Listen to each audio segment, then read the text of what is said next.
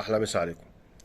بالنسبه للمحركات، في حاله العربيه الكورونا او العربيات اللي هي الدفع الخلفي او العربيات الجر الامامي.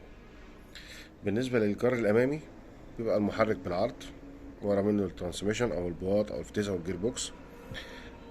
خارج منه الكبارن، كوبلين يمين كوبلين شمال على الفردتين اللي قدام، فرده اليمين وفرده الشمال. تمام. فالحركه بتتنقل من المحرك للطاقم الدبرياج او الكابلنج اللي بيكون مثلا متوصل بالجير بوكس، وبيطلع من الجير بوكس او الفتيس دوت. في حالة الجر الامامي، العمودين الاتنين كوبلين على الفردة اليمين والفردة الشمال، وبينقل الحركة، والحركة بتتحرك عن طريق ايه؟ الجر الامامي. طيب، في حالة الكورونا المحرك بيبقى راكب العكس، خارج منه الترانسميشن، خارج منه كردان، ممكن يكون وصلة أو وصلتين على الكورونا اللي راكبة طبعا في الخلف ورا ما بين العجلتين اللي ورا. طيب، ايه الفرق في الحالتين؟ في حالة الدفع الأمامي، حالة الدفع الخلفي أو الجر الأمامي، أنا شخصيا بحب الجر الأمامي، لأنه شايل أجزاء كتيرة من اللي لازم تكون موجودة في في الدفع الخلفي، والأساسية زي الكردان، سواء وصلة أو وصلتين، وزي الكورونا. الكورونا بتبقى واطية، مشاكلها كتير مع الحمولة، ممكن تتخبط، ممكن تبوظ، مشاكلها كتيرة وغالية جدا.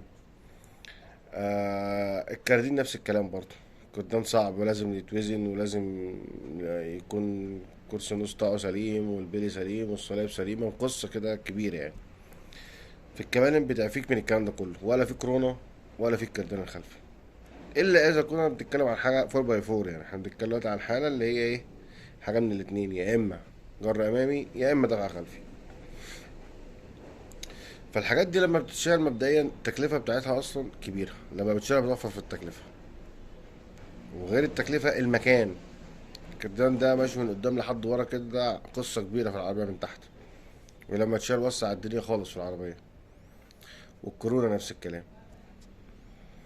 غير بقى ان في باور لوس كبيرة في نقل الحركة ما بين الفتيس قدام لحد عن طريق الكردان، سواء واصلة سواء وسطين، لحد الكورونا، والكورونا لحد الاكسات.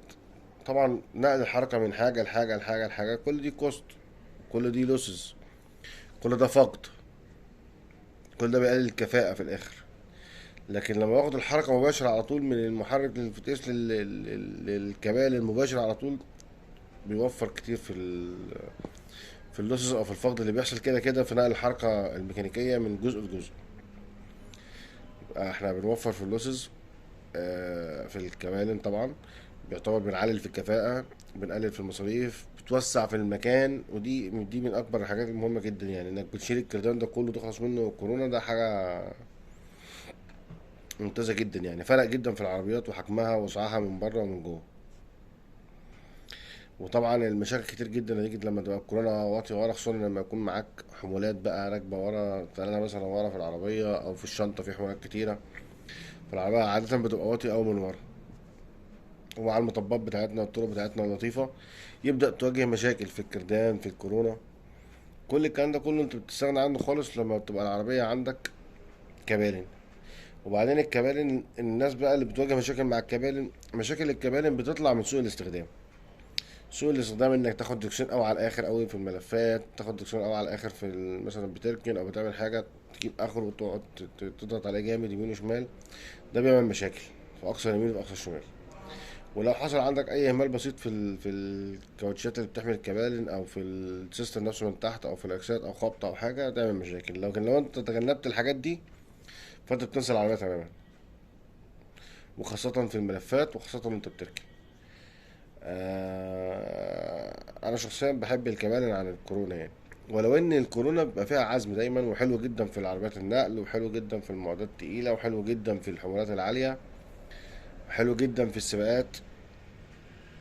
آه لكن في الحياه العاديه وفي التشغيل الاقتصادي وفي الرفاهيات والامور الاستخدام الطبيعي بتاعنا يعني افضل حاجة الجر الامامي. شكرا. يا ريت تشتركوا في القناة، ولو في احب اسمع تعليقاتكم دايما، ولو في حد يعني بسط يقدر يعمل لايك او شير لحد تاني يستفيد بالمعلومة. واتمنى دايما اسمع ارائكم يعني. شكرا.